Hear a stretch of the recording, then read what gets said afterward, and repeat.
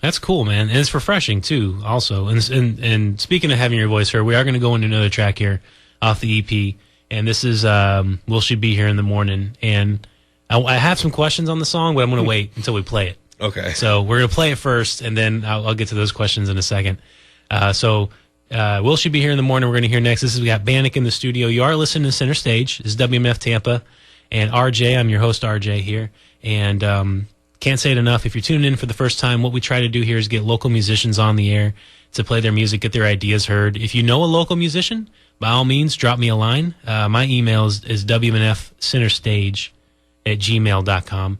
And let me know the band, or if you are a band, you want to get on here, let me know. We can definitely do that. That's how BANIC got on. He said, hey, I heard RJ show, I want to be on it. So that's how it works. So let me know. So we're going to hear Will She Be Here in the Morning, and also you can learn more about his stuff at banicmusic.com.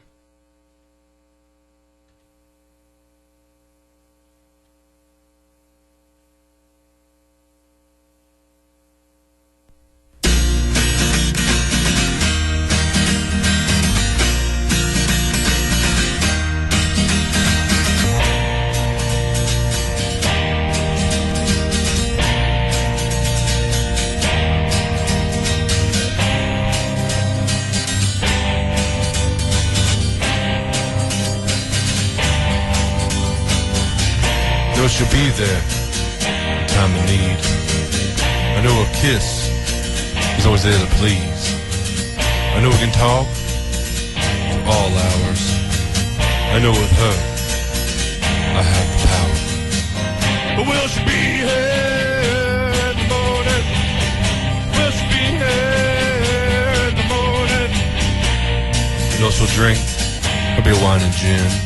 I know her body is made for pleasing. I know a smile is the releasing of the doves. I know a heart bleeds Italian blood. Will she be here in the morning? Will she be here in the morning? No life's mystery, she has a clue. No the smoke, her lungs just blue. No a heart as true as can be. I know blue eyes, they'll see me. Will she be here in the morning? Will she be here in the morning? Will she be here in the morning? All right, so I've listened to your EP, the whole thing, and I think that's my favorite track on there. So a couple questions on there. Why did you decide to do the whole talk as opposed to singing that? Is this a natural progression for the song, or was that just something that you?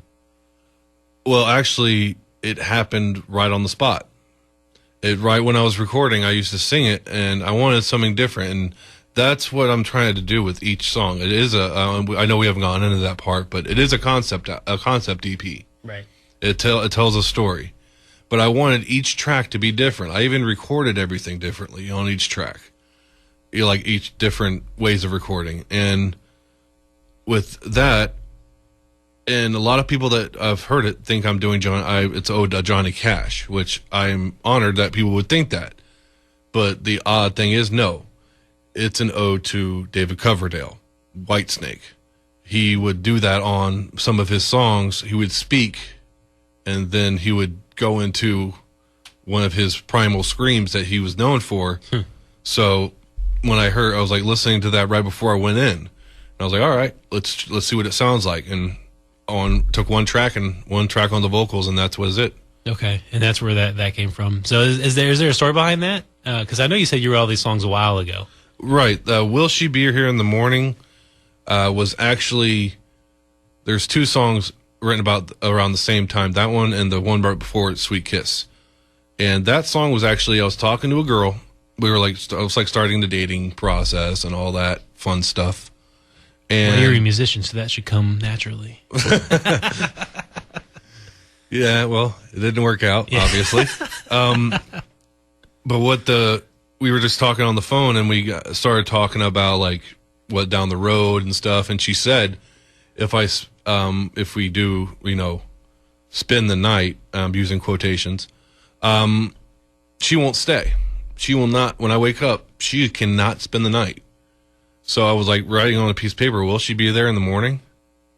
And when I got off the phone, I put on Bob Dylan, and because that song totally changed from where it originally was written. Right. It was a 5-verse song, slow. It was like a Bob Dylan song, and it was funny. I wrote the 5 verses, and my friend at the time, well, he's still my friend, but at the time when I wrote it, he listened to the song and he goes, "I hate to tell you, you're not Bob Dylan." And I was like, "You're correct. I am not Bob Dylan." And he said, "Well, then you need to shorten this song because make it more of your own." Well, he was also, I think mostly it was because after the 4th verse, you get tired of listening to it. Because it's basically me saying, she'll do this, but she won't do that. And I'm not Meatloaf, so I don't, Yeah, you don't need those 15-minute ballads. Yeah. And so I did that, and actually now it's too short, people think. I don't know. I think it's a perfect length. And I like the spoken word, though. I mean, what made you do the spoken word? That was the ode to David Coverdale. Okay, so that was that whole thing. Yeah, right. And I just figured go to 2 different extremes. I scream basically in the chorus. Right. So why not just be spoken word? And also in the concept of the album itself, if you want to get into that later, it's but part of that in this song is the story is a guy that's falling in love. He fell in love with the blue butterfly. Well, yeah, let's get into that in a minute. Okay. We'll get that because I want to ask you another quick question here, and then we'll go into Sweet Kiss, actually. Is that cool? Absolutely. So we'll do that. But before we get there, I did want to ask you a little bit as far as inspirations go, because you've mentioned Whitesnake and Bob Dylan, obviously. So, I mean, where did you draw your musical inspiration as far as what made you want to pick up the guitar? I'm always interested in musicians and to ask you, what made you pick up the 6-string and say, I can do this? One guy, Eric Clapton. Really? Yes. Okay. So was blues like the major inspiration for you in the beginning? Yeah. Blues is still my number one favorite. And right, if you listen to the album, you're like, well, how does he love blues? It doesn't sound any blues on it. I'm not ready to play the blues. I have reasons to play the blues, but I don't feel as a musician in myself, I'm not ready to actually perform a blues song. Okay. And yeah, like growing up, he was like my second father. His songs just spoke to me throughout my whole life. I can probably, if I name a part of my life, I can probably tell you the time I was listening to an Eric Clapton song. All right, so Eric Clapton got you to pick up the axe and start jamming out on it. Yeah, it was due to my uncle. Okay, so he got you into the Clapton. Yeah, it was like about 5 or 6. It was when he had the Crossroads. Okay. Yeah, because a good friend of mine's a huge Clapton fan. Yeah. And he just sat me and he knew I always was singing and playing around, always loved music. So I guess he just thought, you know what? If he likes music, let's give him some music. And he just sat me down and we basically all day listened to it cover to cover.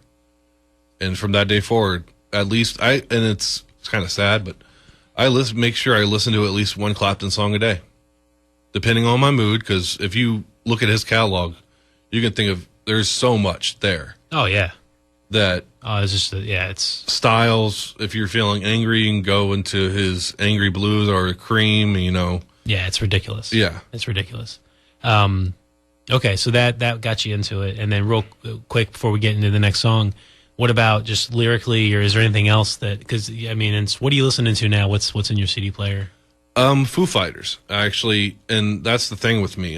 When I start listening to one band or one artist, I'm almost obsessed, where I want to learn everything about them. I want to hear everything by them. And currently it's the Foo Fighters. Okay.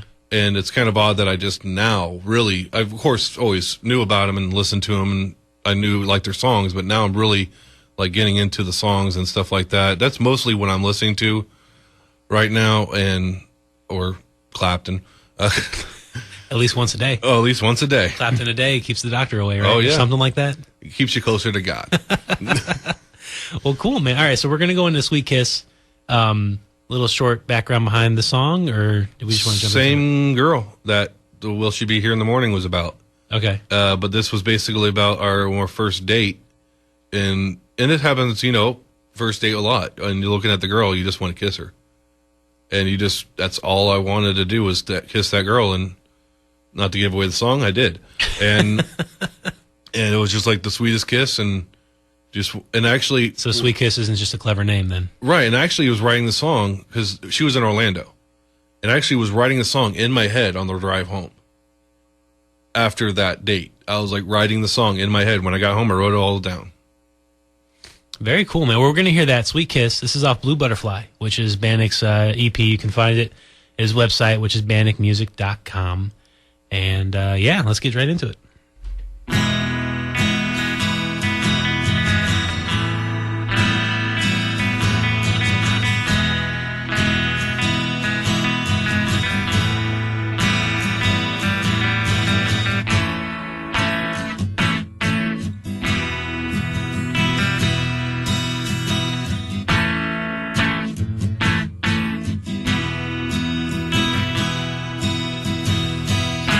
She teased the whole night.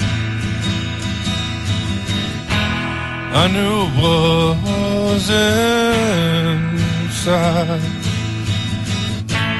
The moisture of true bliss was feeling her sweet kiss.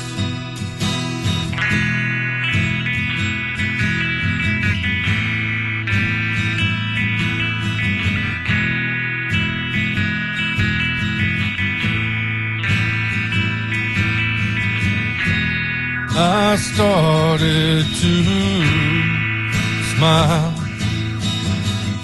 but she just drove one more mile. She could see I was restless. I was craving her sweet kiss.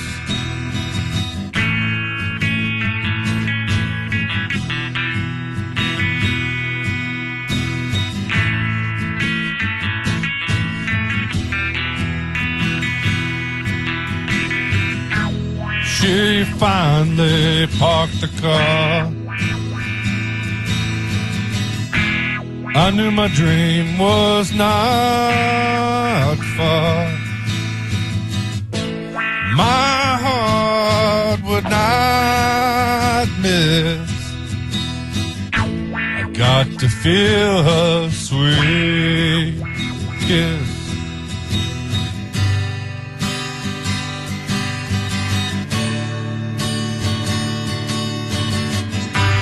Our lips met for the first time, but it felt like home to me. It was the sweetest kiss. My eyes were closed, but I could see that this could be love.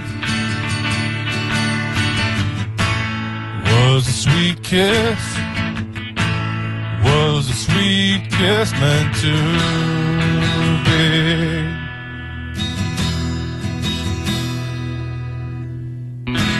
She teased the whole night. I knew what was inside. The moisture of true bliss, the feeling of her.